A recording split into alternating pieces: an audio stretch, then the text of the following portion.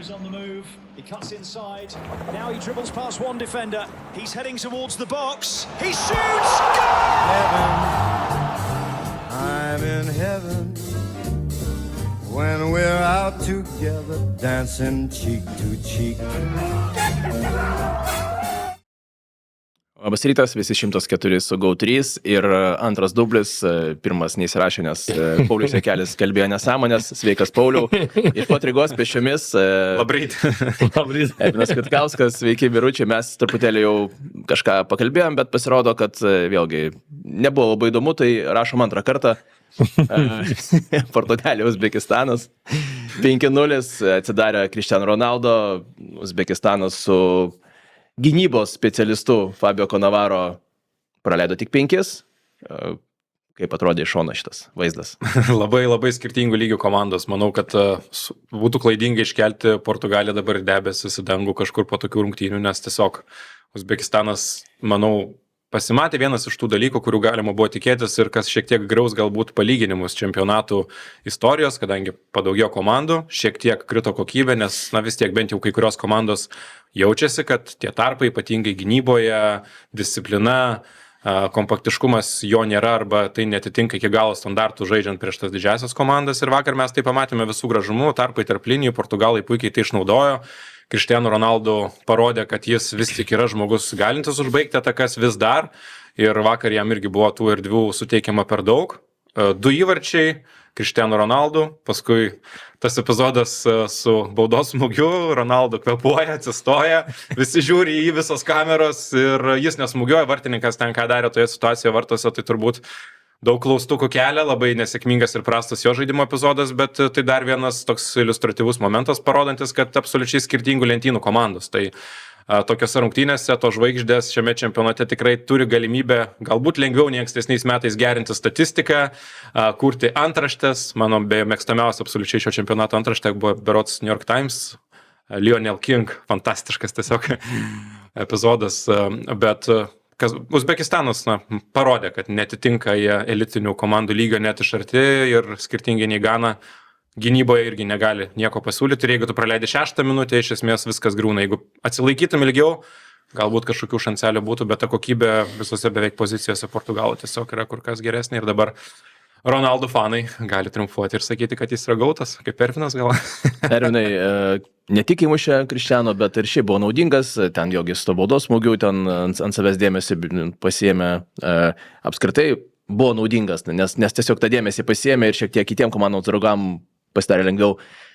Radai savo dabar tą vietą, savo tą vaidmenį geriausią, ar čia dar tik tas sugrįžimas jo prasidėjo? Na, aš iš dalies jo sutinku ir su Paulium, kad tikrai pagal tas vienerias rungtynės vertint tiek Portugaliją, kai buvo klaidinga vertint pagal pirmą mačą, kur ten iš karto visi jaučia, oi, čia ispanai irgi ten jau buvo nurašinėjami, tai dažniausiai pasaulio čempionatai ir yra apie tai, kad tu turi bent jau 2-3 mačus pasižiūrėti, ką komanda nuveiks grupė ir tada tu jau gali vertinti kažkiek jos ten tas galimybės keliauti tolyn, o tie nurašinėjimai po vieno mačo arba iškelimai kažkokių tai kitų komandų po irgi vieno mačo kažkur į padangės, mes matėm švedus turbūt irgi labai gerai iškėlėm ar ne po Tuniso, o po antro mačo pamatėm, kad nelabai čia gal buvo dėl ko kelti, tai labai sunku suprasti tą lygį kai kurių komandų, tas pats Uzbekistanas. Bet Tuniso lygis išliko tas pats. Tuniso tai, kaip sakant, meistriškumas yra palaikant lygį. Jeigu vienodą palaikai, irgi tam tikras meistriškumo požymis yra. Reikėtų dar vieną trenerį pakeisti. Tik brangesnį dabar, ne už 200,000 rungtynės. Gal rungtynės 3 treneriai. Jo, būtų fantastika. Iš tikrųjų, tai mes vakar irgi juokam su Ryčiu sakėm, kad geras darbas, atskrendi į pasaulio čempionatą, gauni 2 piliulės, maišus 2 ir išvažiuoji su 500 milijono. Iki šiandien nėra blogai. Mes irgi būtumėm suskraidę už tokius pinigus. Gal ir pigiau. Gal net ir pigiau jo. O kalbant apie Ronaldo, tai irgi tas pats, sakykime, sakykim, ką ir jis pats pasakė, visą gyvenimą turbūt jis yra pripratęs ir prie tų lyginimų, ir prie tų nurašinėjimų, kur jau čia jau viskas nebepažais dar kažką. Pirmame čia mes irgi kalbėjom, kad tai ne jo buvo problema, turbūt, kad tu tiesiog komanda nepristato kamuolių puolėjų ir jeigu anksčiau Cristiano Ronaldo prieš 10 metų buvo tas žaidėjas, kuris, jeigu jis nežaisdavo gerai, tai tu galėdavai apie jį kalbėti, nes tu suprasdavai, kad jis gali pats paimti, pats padaryti ir jeigu to nepadaro, tai tiesiog jo prastos rungtynės, nes jisai, kažkas jam nepavyko, ar ne? Bet dabartinį jo gyvenimo ir karjeros stadijoje akivaizdu, kad jis jau yra tas puolėjas, kuris tipinis puolėjas, baudos aikštelės žaidėjas, kuriam reikia pristatyti tą kamuolį ir viskas, tai tuo ir pasikeiti. Ir jeigu tu jam nepristatai, tai tada jis tampa labai blogų žaidėjų, jeigu tu jam pristatai kamuolius, kaip matom, jis savo šansus išnaudoja ir ganėtinai gerai išnaudoja, galėjo ir ten su hetriku pasibaigtos rungtynės ir taip toliau. Tai man atrodo, kad viskas priklausys visgi nuo Portugalijos rinktinės labiau saugų žaidimo šitam pasaulio čempionate, o Ronaldo, jeigu jis neišnaudos 3 progų per rungtynę 100%, tada mes turbūt galėsim kalbėti, bet aš kažkaip tai matydamas jo dar tą kokybę baudos aikštelėje, aš kažkaip įsivaizduoju, kad jis tikrai tokių situacijų neturėtų būti, kad jisai ten neįmuštų ten, nežinau, iš kelių metrų ar neišnaudotų įspūdingų ten šansų. Tai kažkiek man keista. Antrą įvartį tai labai gerai pasprendė. Jo, fantastiškai. Tai sakau, tos kokybės turi, tai sakau, man tik tai keista, kad ir ypač, kai aš suprantu, kad tos antraštės apie Ronaldo labai dažnai parduoda ten ir laikraščius užsienyje, užpildo antraštės ir taip toliau, bet man tai labai juokinga, kai ten pasižiūri didžiosios jau ten televizijos, ten suka tas savo irgi laidas ir podcastus, vieną dieną ten apvaro ant Ronaldo, kitą dieną tie patys žmonės aukština jį. Tai biškutį, nežinau, kažkaip juokingai atrodo. Bet čia, žinai, parduoda, tai parduoda. Taip, tai aš suprantu, kad parduoda. Ir mes, žinai, kalbam apie Portugaliją, bet realiai 99% laiko apie Ronaldo ir turbūt neišvengiama. Neišvengiama jo. Kalbėsim turbūt daugiau ir apie pačią Portugaliją, kai bus jau toks varžovas, turbūt, kur mes galėsime ir apie Vitinijos poziciją pašnekėti daugiau. Čia kažkaip nebuvo gal tokio poreikio tiesiog. Ir grupė įdomi dabar, realiai žiūrint tą visą situaciją, tai labai labai įdomu, galų gale didelis skirtumas, ar tu laimi grupę, ar tu finišuoji antras. Milžiniškas tai čia skirtumas. Tu arba išeini ant visiškai elitinių komandų, arba ant 3 vietų, kur tikrai bus tokie, jau tu būsi favoritas. O jeigu tu finišuoji antrą šioje grupėje, kas yra irgi įmanomas scenarius, tai tu realiai ten gali užsirauti ant varžovo, kuris jau, kur tu net nebus kažkoks labai ryškus favoritas. Ne, tai ten lipi į pačią blogiausią pusę, ten ir prancūzai, ten taip toliau, tai pirma vieta grupiai šitoj yra, tave apsaugo praktiškai iki ketvirtfinalio nuo tokių pačių rimčiausių varžovų ir dar sakyčiau, ką garantuotų pirma vieta grupiai Portugalijai rungtynėse, jeigu pavyks su Kolumbija laimėti, tai garantuotų mums, jeigu abi komandos sėkmingai juda toliau ketvirtfinalyje, galimybę pamatyti galbūt Argentiną prieš Portugaliją, kas būtų visiškas šio čempionato desertas. Tu nori 2 stovinčių žmonės pamatyti aikštėje. Tai tegu 10 prieš 10 žaidžia, o tie stovintys, tegu pasitikrina, kas išpildys daugiau situacijų. Kas tiesiog stovi. Taip, bet esmė tokia, kad Portugalams reikia laimėti trečiame. Ir čia jau bus geras egzaminas prieš Kolumbiją. Ir čia, taip, nes labai gerai irgi komanda, kalbėsim turbūt, bet labai įdomi grupė, realiai tokia įdomi situacija, kur paskutinės rungtynės su didelė svarba ir ten matysime, manau, tokį. Jau galbūt po tų rungtynių galėsime gerokai rimčiau vertinti Portugaliją. Šiaip dabar tiesiog kiekvieną vakarą bus dabar jau nuo šio vakaro mes kalbėsime apie tai, bus rungtynės, kurios jau žudbūt reikalingos kažkuria komandai arba net abiem komandom, arba lygiai grečiai žiūrėsim. Bet kol kas pažiūrėkime dar vieną komandą, apie kurią šnekame turbūt gal net daugiau negu apie Ronaldo, šiaip gerbėjų ant kiekvieno kampo. Panama? Tai turbūt Panama, taip.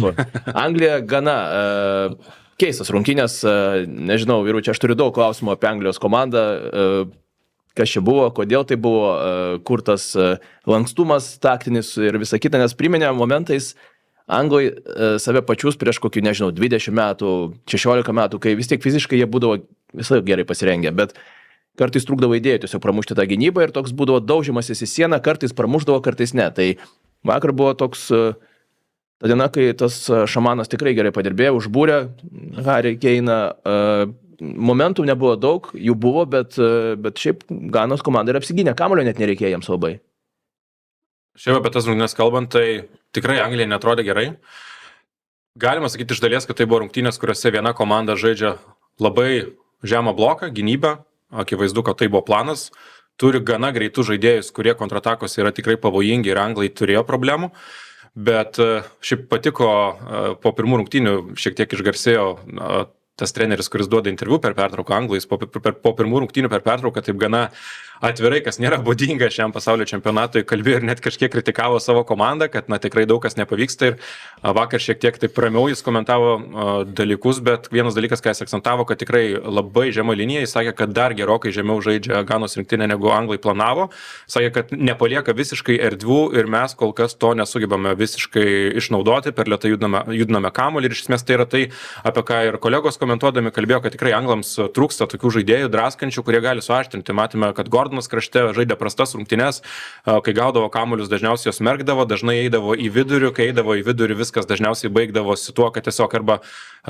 arba priverčiamas atsidurti situacijų nugarai vartus ir kamuolys išmušamas, bet kažkokio aštrumo nebuvo. Vėlgi klausimas kitose rungtynėse, ar matysime startinę sudėtį ir kažkur šiek tiek toks primityvokas anglų futbolas. Reikia pripažinti, kad puikiai žaidė partį gynyboje, kurio ten statistika, laimėtos dvikovos, perdavimų tikslumas, interception ir taip toliau, tiesiog fantastinė statistika, labai geras žaidimas prieš Keiną, epizodais tokia asmeninė gynyba.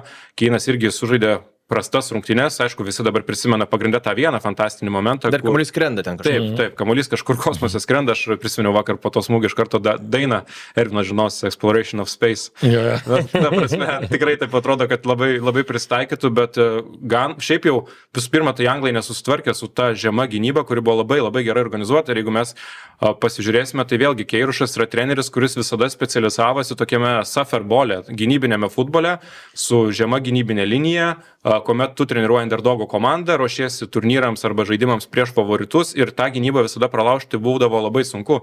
Ir vakar manau, kad matėme labai gerą futbolą iš Ganos, ypatingai po keitimų, tos kontratakos, tas greitis priekį, kur jį pademonstravo ir dar po rungtynių iš esmės du labiausiai aptariami epizodai buvo būtent galimi baudiniai ir raudonos kortelės, kur Keirušas tiesiog sakė, kad antrajame kėlinyje VAR turbūt vyrai nuėjo kavos atsigerti, jis sakė, kad jis tiesiog šaržavo, sako, aš irgi mėgstu pasiimti kavos, viskas normalu, bet vėliau jis pasakė, aš tiesiog nenoriu mokėti baudų ir todėl taip juokauju, bet labai akivaizdžiai sakė, kad tai buvo rungtynės, kuriuose turėjo anglai gauti 2 raudonas korteles ir 2 baudinius ir turbūt pasižiūrės dar kartą Konsos epizodą. Aš tiesą sakant, ten pritariu treneriui, nes žiūrint iš visų tų pakartojimų, tiesiog neįtikėtina, absoliučiai nežaidžiamai kamuolį, visiškai nežaidžiamai kamuolį ir tai yra baudinys, net ir turbūt Anglijos Premier lygoje ir kad varas sakykime, nevertė teisėjo eiti prie ekrano, bent jau pasižiūrėti, tai man yra labai keista. Tai šiaip bravo Ganai, baigiant mano monologą, bravo Ganai, o anglai kelia labai, labai daug klausimų ir yra tikrai žaidėjai, kurie yra nepakeičiami šioje komandoje ir jeigu dar būtų viena kita trauma, tai man jau būtų tikrai baisu. Bet aš ir šiaip nesu tame hypo traukinyje anglų, taip gera komanda, bet aš nemanau, kad jie ten yra kažkokie super favoritai ir panašiai. Ir vakar mes pamatėme su gera organizuota gynyba milžiniškos problemos. Jo, ir kalbant apie tą epizodą, tai aš irgi transliacijos metu kažkaip jis gal taip labai nebuvo užakcentuotas, bet po to po rungtynių dar kelis pakartojimus prasisukau, tai man irgi ten baudinys, kur Konsos atveju, nes jisai krenta iš pradžių ten ir į kelį ten tarkuoja visų kūnų. Ir tarkuoja dar kaip pakelta. Jo, tai tikrai, sakykime, išvengia čia anglai nemažų dar problemų. Bet kitas dalykas, kad anglams gal pritrūko, šiaip buvo tų perdavimų į baudos aikštelę, bet pavyzdžiui, rungtynių paskui pabaigoje irgi pagalvojau, kad dabar dažnai kas vyksta ypač su tuo žemų bloku, ar ne, kaip įveikinėjamos komandos, tai, kad, pavyzdžiui, tie kairiakojai žaidžiantys dešiniajam krašte ar dešiniakojai žaidžiantys kairiajam krašte, jie ne tiek eina į vidurį, o tada metasi kamuolį ant savo kairiosios kojos ir bando tokius į vartų plotą beveik kelti kamuolius, kad ir tada ten įbėginėja, ten, tarkim, Harry Kane'ą tu turi Judą Bellinghamą, kurie žaidžia tikrai gerai galvą, ar ne, ir tada galėtum tos kamuolius leisti labiau į vartų plotą ir gal tada vėlgi Ganas slinktųsi dar žemyn, tada tavo atraminiai saugai ar ten Raisas ir taip toliau ten elitas galėtų pasirinktos kamuolius, kurios gal ir Gana ten apsigintų, tarkim, tai tokių dar pasigėdau šiek tiek daugiau tos taktinės pusės tokių variacijų, kurias galėtum panaudoti, atrodytų, jeigu tu matai, kad tas neina, gal kartais ir to, pavyzdžiui, to paties Ryso Džeimso prabėgimų per nugarą ten kažkur, tai pavyzdžiui,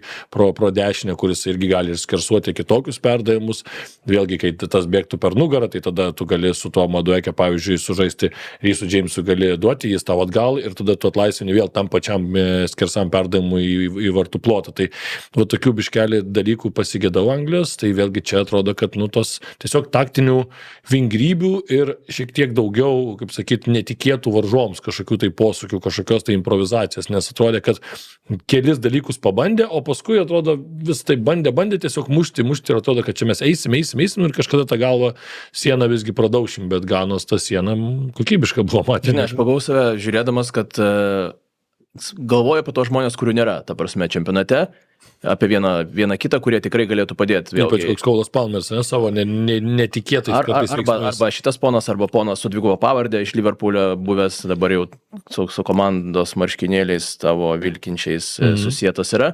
Tai kaip ir pavyzdys, nebūtinai jie reikalingi iš tikrųjų ir aš visai netgi mielai pripažinčiau, kad jų gal net ir nereikia ir apie juos minčių nėra, bet kai žiūri tokias rungtynes, atrodo, kad pristatyti gerą vieną kamolį, jis galėtų tiesiai galvo Keinui. Ir dar žinai, ką žiūrėdamas šitos rungtynėse pagalvoti, jeigu tu imi Ivaną Toney į šitą rinktinę, tai kada jis tau pravers, jeigu netokiam mače, kur jisai yra didelis, augalotas ar ne, ir tu žaidži prieš Ganą, kuri labai žemai nusileidžia, tai gal tu tada irgi pabandyk į 15 minučių, kaip bokštą tokį polėją, ar ne, tai tada jeigu tu į tokį žaidėją pasikvieti į rinktinę, kada jo bus šansai? Tai aš atsimenu prieš 2 metus, tarkim, kai žaidė Europos čempionate, tai ir buvo, tada metamas ten ir prieš Slovakus, atsimenam, buvo irgi įmestas ten 2 poliais ir ten ant jo metė tos kamuolius. Tai va ta situacija tokia man šiek tiek irgi įdomi, atrodo, jeigu tu tokio tipažo žaidėją pasiimi, tai man atrodo šitos rungtynėse jis tau geriausiai tiko 15-20 minučių, ar tu tada jau jį pasiimi tik dėl to, kad, nežinau, ten rungtynėse kažkur, kur tu aštuntfinalyje atsilikinėsi ir imsi jau tada vietoj Maguire'o, ten kaip Maguire'as siųsdavai į puolimą, tai dabar Ivaną Toney mes. Tai nežinau, šitoje vietoje man irgi kažkiek keistas galbūt sprendimas buvo. Šiaip dar įdomi irgi statistika, kad, pavyzdžiui, Keinas vakar 19 kartų prisilietė prie kamulio.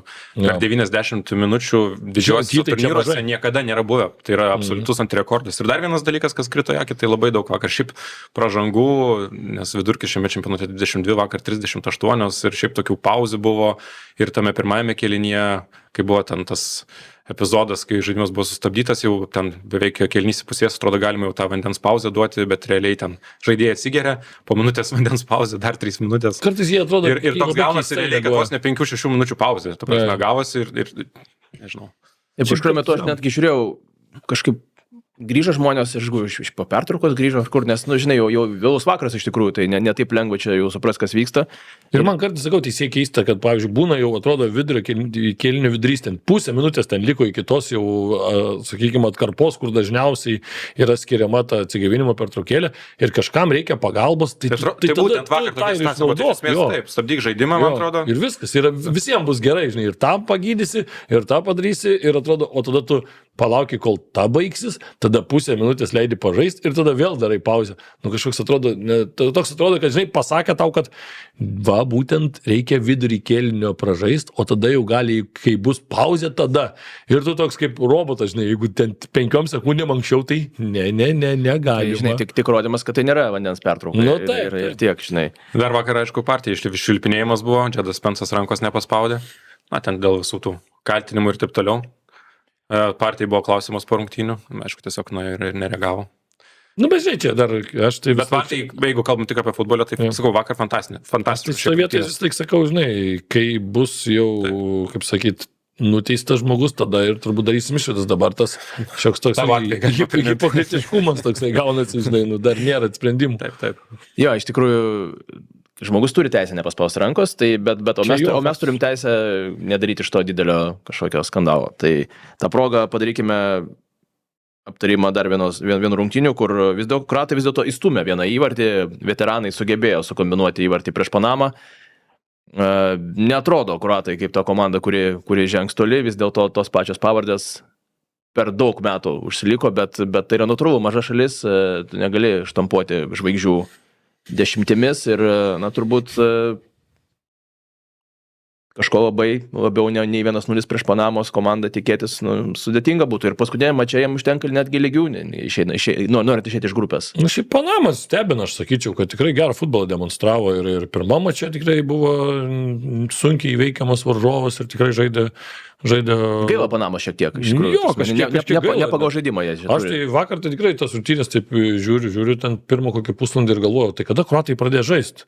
Nes toks jausmas, kad tikrai Panama tiesiog geriau atrodė tas rungtynėse, žinai, ir vat, man kažkiek buvo keista, kad kroatai taip neįsižaidė.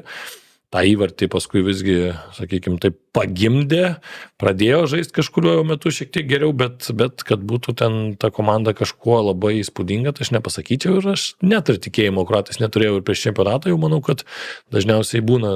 Bet aišku, tai yra ekipa, kurie jeigu nueis į atkintamąsias, o jinai ten bus, vėl žinom, sužais gerai gynyboje, nueisi ant baudinių, laimėsi baudinius, vėl keliausi toli, tai čia Kroatijos, net ir ta pikinė Kroatija panašiai eidavo per čempionatus, tai nebūtų irgi nieko keisto, bet aš sutinku su tam, kad tiesiog jau atrodo, kai kuriem žaidėjim jau tai tiesiog atsisveikinimas su rinktinė, jie dar tikrai yra kokybiški žaidėjai ir ypač kai jie klubuose žaidžia, gal kažkiek paslėpiami ir tada duoda dar daugiau naudos, bet kai jau gal į vieną tokią grupę sueina, gal jau ir trūksta kai kuriuose situacijose jiems tiesiog tokio šviežumo. Atrodo, kad užsitęsusi kartų kaita Kroatijoje ir aš bent jau vakar stebint tas rungtynes, tai tiesą sakant, vienu metu užmigau, atsikėliau, jau buvo pasibaigusios, bet Keliavai vaikų, reikia sakyti.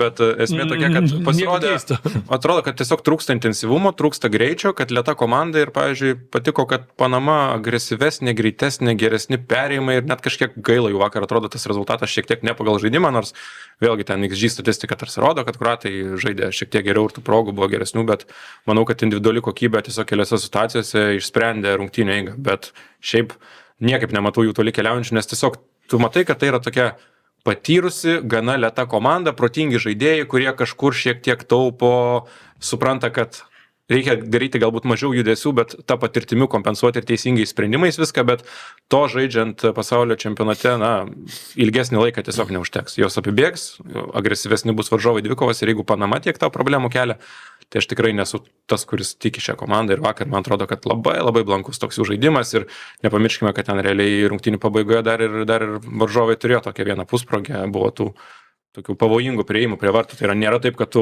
pirmauji ir dar užtikrintai kontroliuoji rungtynes ten per visą tą pridėtą laiką. Realiai buvo keli gaisrai, kur dar galėjo visai baigtis. Panama galėjo turėti 2 taškus dabar drąsiai ir būtų čia dar vieną jie turėjo turėti minimum. Jo, faktas. Man labai patiko Erlingo Holando mintis, kad būkime realistiški, kai ten po pergalės vėl pradeda visi kalbėti, žiūrėkit, gal iš šiandien.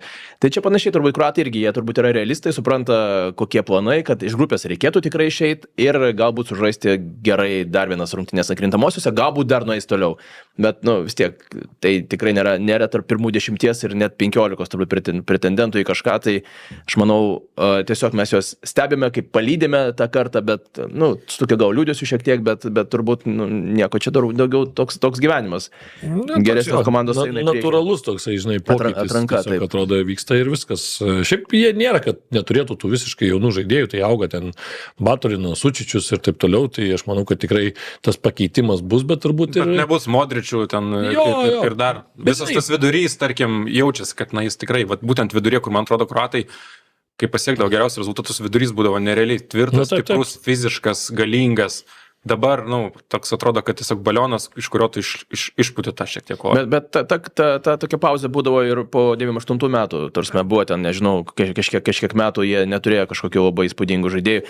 Turbūt, natūralus likimas tokių šalių kaip Čekija, Kroatija, kur tu negamini labai daug tų talentų. Čekija puikiausias turbūt, ar ne, atspindys. Taip, ateina karta, išeina karta, ką darysi. Tai belgai beje, čia tuoj į tą pačią lentyną dėsim. Belgai gal dar žiauriau, sakykim, taip, nes tai buvo iš vis tokia auksinė karta, ten vadinamoji, aišku, kroatai irgi, gal jie nebuvo vadinami kažkokiais niekada favoritais, bet jie dar toliau negu belgai pasaulio čempionatas ir nusibeldė, dar buvo ir finalas vienas su belgai. Net ir to nesugebėjau su savo tokia šis nerealia karta atrodo pagaminti.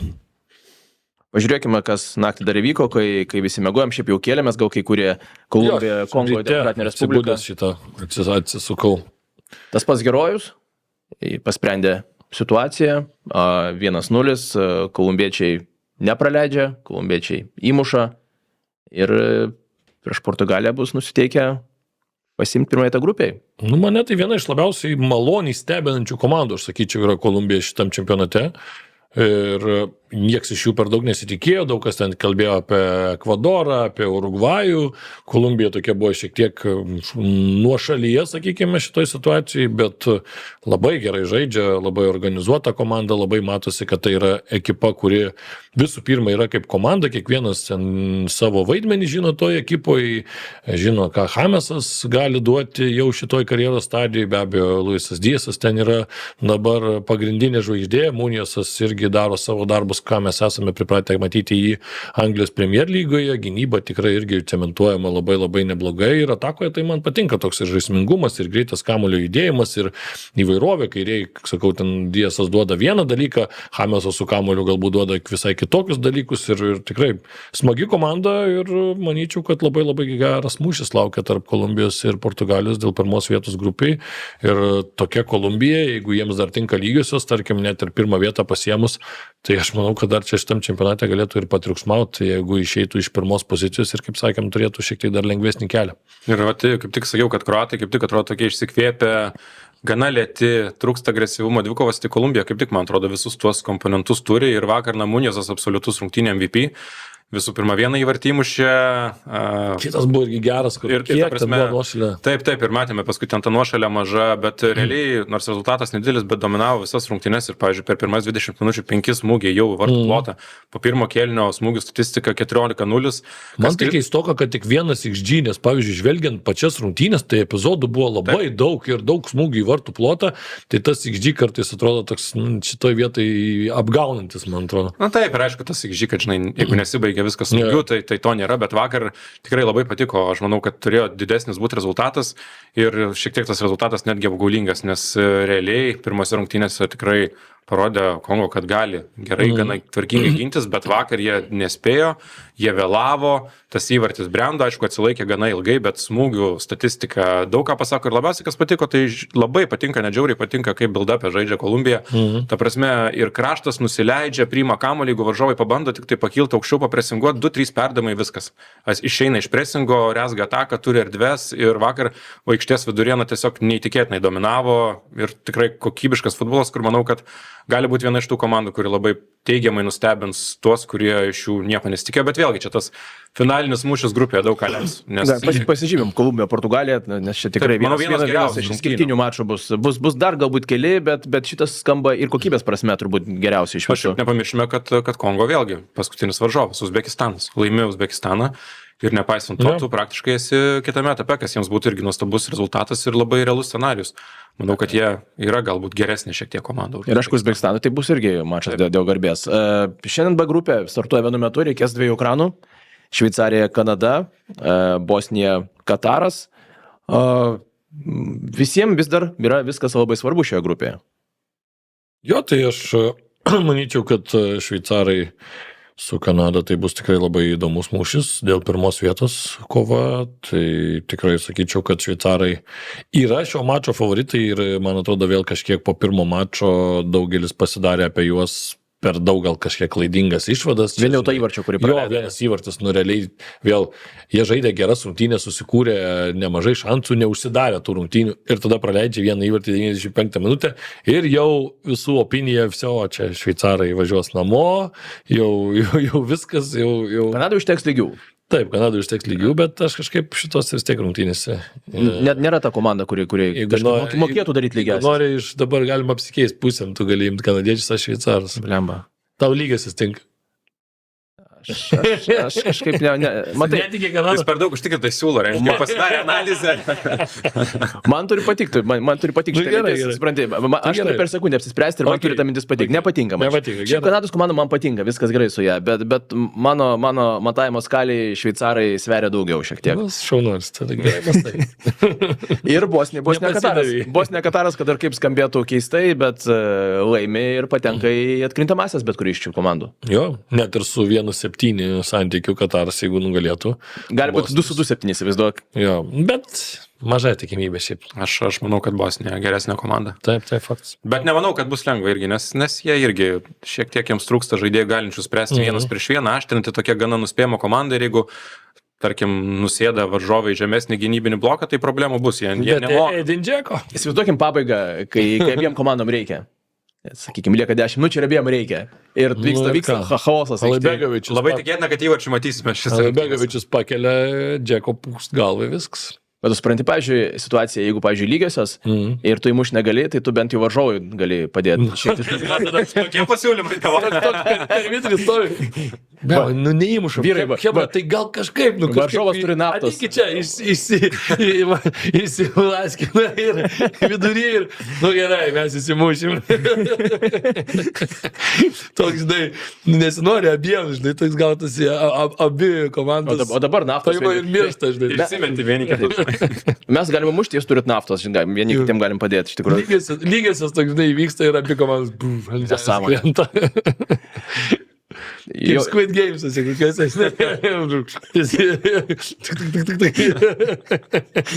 Arba balsuoja žiūrovai. Kas turi geresnį XG per 85 minutės, tas yra ir... Po sausainį. Kaip Squid Games tą balsavimą reikia daryti, jas. Po sausainį tą.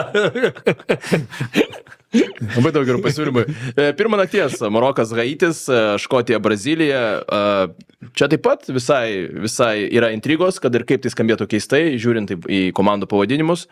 Tai yra C grupė. Ką tavo Brazilai? Pergalė lengva. Ir pirma vieta grupė. Paprasta. Lengva pergalė, sakai. Škotai tai neįtikina. Škotai truputėlį geresnė už Haitį yra. Tai va, tik truputėlį, nes matėm, kad pirmos rungtynėse su Haičiu labai daug problemų turėjo škotai. Tai škotų vienintelė viltis yra, nežinau, Skotas McTominay. Lygiosios yra šiaip viltis visai, beje. Jo, lygiosios viltis, bet ne, jiems užtektų lygiųjų, bet aš galvoju, škotams net ir, tarkim, vieno įvarčio pralaimėjimas jiems turbūt būtų gerai, tai aš galvoju, kad jie užsidarys labai stipriai ir bandys kentėti, nes aš galvoju, kad net ir su -1, su 3 taškais. O kokybės kentėjimų tai jie turi? Yra galimybė išeiti. Kokybės per akis jie turi kentėjimų šiaip. Bet Brazilai, aš manau, kad po truputį įsižais, jiems čia bus geros rungtynės, galbūt ir sužais tokia prieš tokią gynybinę komandą, kietą komandą, kur manau, kad ir duos į kaulą nemažai, tai manau, kad bus smagios rungtynės iš to požiūrio, kad ir vis tiek ir škotų daug tribūnose, brazilų daug tribūnose, skirtingas futbolas, skirtingas palaikymas, bet vaibas bus, manau, kad labai geras aplink šias rungtynės. Tik su Maroko atrodo, nėra jokių klausimų, ten turėtų būti viskas gana ramu. Ir pirma vieta grupė, beje, čia taip pat labai svarbus aspektas. Marokas gali pridaužyti, klausimas. Aš galvoju, kad gali, bet turbūt vargu ar mes galim kalbėti apie ten 4-5 įvarčius. Aš galvoju, greičiau ten 2-3 galbūt maksimumas. Tai aš vis tiek manau, kad Brazilai laimės šitą grupę, bet šiaip Marokas labai gerai atrodo. Šitas varžybas aš paimčiau. Ar Brazilai, ar Marokas paims pirmą tą grupę. Aš imčiau Maroką. Gerai, tai aš Brazilas. Aš Škotas. Ne.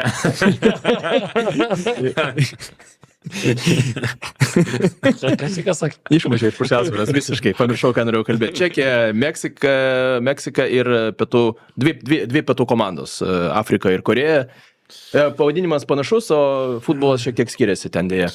Visų pirma, tai esu tikras, kad Meksika turi laimėti. Čekai labai prastai atrodo, labai nuobodžiai atrodo, labai lėtai atrodo, visiškai standartinių situacijų komanda, bet tikrai atrodo tokia. Gal čia žiauriai skambės, bet kokias esame matę, jau kartas tokia atrodo netalentinga karta, lyginant su daugeliu ankstesnių ir labai primityvus futbolas, bet aišku, jis kartais gali duoti rezultatą. Matėme tą Caufalo užribio išmetimą, man atrodo, čia vienas idealiausių apskritai įvarčių tokiu būdu pelnytų. Ryčiui Vyšniauskui ypatingai patinka tokie įvarčiai. Bet nesimato. Įvartis šiaip vienas gal ir matosi iš tikrųjų iš čekų pusės, bet jie galėtų... Aš tai labai tikiuosi, kad ir Čekai, ir Pietų Afrika keliaus namo, kad čia nebus jokių staigmenų. Meksika, Koreja laimi ir po vieną tašką lieka ir tos abi komandos tikrai vertos bilietų. Aš visiškai pritariu šitam. Kitu atveju dar į atkrintamąsias atitemps savo tą futbolą. Tik aš manau, kad Meksika kankinsis ir kad nebus lengva pergalė, o Pietų Koreja aš manau, kad gana užtikrintai laimės. Tikrai talentinga, greita, tokia smagi komanda ši Pietų Koreja man patinka. Šiaip Pietų Afrika šiek tiek pakoregavo savo kažkokius ten. Bet tas mes šiek tiek tiesiog neturi iš ko. Šiek tiek sustikavo tas mes savo žaidimą, aš tą noriu pasakyti. Nes iki tol tai buvo visiškai, kaip sakyti, all over the place, o dabar... Ne, tai mes net vertinam Uzbekistaną, ar ne, tai jeigu Uzbekistanas bent jau turi rezultatyviausią Turkijos čempionato žaidėją, turi Man City žaidėją, o kalbant apie Pietų Afriką, mes kalbam, kad geriausias žaidėjas yra Barlio futbolininkas. Tai labai daug ką. Mamelodi komanda. Bet apskritai, yragi dar kitų komandų, kur nėra kažkokių ten super žaidėjų, bet jos yra normaliai suorganizuotos, sustiguotos tos komandos. Čia yra toks su afrikietišku prieskoniu, kur staiga kažkas išeina gėrimo kokio nors užsipirkti, tarsi toks... Na, o šiaip ta jų lyga yra buvęs laikotarpis, kai sekiau tą lygą dėl tam tikrų priežasčių darbinių, tai jinai labai išsiskiria. Ta prasme, ten, jeigu tu padarai kažkokį triuką, kuris neduoda jokios apčiuopiamos naudos, ta prasme, euforija kaip po įvačio. Pietų Afrikos čempionate. Ir labai specifinė ta visa kultūra. Aišku, čia pasaulio čempionate nelabai taip žaidžia, bet ten tikrai labai įdomu, labai daug žaidėjų, kurie po savimimą daro visokius triukus, ten vos nepriekštės vidurio ir juos myli ten žiūrovai. Tai jau turint omeny, kad labai daug žaidėjų iš to čempionato, manau, kažkiek mes matome, kad jie nori žaisti atraktyvų futbolą, bet to negali, o gintis jie tiesiog nėra pajėgus, nes neturi disciplinos. Man teko būti prieš 15 metų Pietų Afrikoje. Prieš pat pasaulio čempionatą, beje, metai prieš, nežinau, turbūt tokios tautos, daug tokių tautų nerasi, kur taip mėgstamas yra futbolas, ir vietinis futbolas, ir Anglijos Premier Lyga, ten šis kosmosas, aš buvau su vienais marškinėliais ir kitos komandos fanas prieina, aš sako, žiūrėk, gal tu gali su tais marškinėliais nueiti pas tą žmogų, prieiti tiesiog prie jo. Ir aš einu prie jo ir jie mojuoja, maždaug, ir toks yra draugiškas labai tas toks, nežinau, banteris tas vadinamas. Ir po to, kai jie pralaimėjo pirmasis rungtynes, ten ta studija, ten... Čia geriausias, vien dėl to reikėjo, kad jie žaistų. Iš tikrųjų, jie tikėjosi, matyti iš savęs kažkaip gal nebuvo tokie realistiški, kaip Holandas siūlė, truputį gal pervertino savo sugebėjimus, bet ta meilė futbolui tikrai yra ir bent jau iš tos prizmės norisi, kad jie bent padorų futbolą sužaistų. Koks ten bus rezultatas, netiek yra svarbu, bet kad namo grįžtų, nenukabinę bent nosių. Tai su tašku jau grįž. Gerai. Irgi nėra blogai. Ten rungtynės buvo tai tokias Agli neįtikėtinai su Čekija, bet tai turbūt to taško abiem ir užteks per akis. Per akis tikrai. Ačiū vyrukai. Rytoj, Paulius, dar pasimatysim. Visiems gero dienos, gero futbolo. Bet tu dar neapžvelgiai, man atrodo, iki 6 rungtynės šitą naktį. Kiek mes apžvelgėm? Mes apžvelgėm tik tai 4. Labai greit, mes žinok... Ar ne? Viską. Ai, viską. Kai kurios rungtynės matyt prašoko. Po radaro, ne papuolė į radarą. Jo, bet tai norėjau pasakyti tik tai, kad jeigu jau 4 rungtynės per dieną jums atrodydavo daug, tai 6 laukia. Ir derinkit antrą ekraną, reikėjo žiūrėti daug futbolo vienu metu. Jo. Ačiū visiems, geros dienos. Iki. Iki.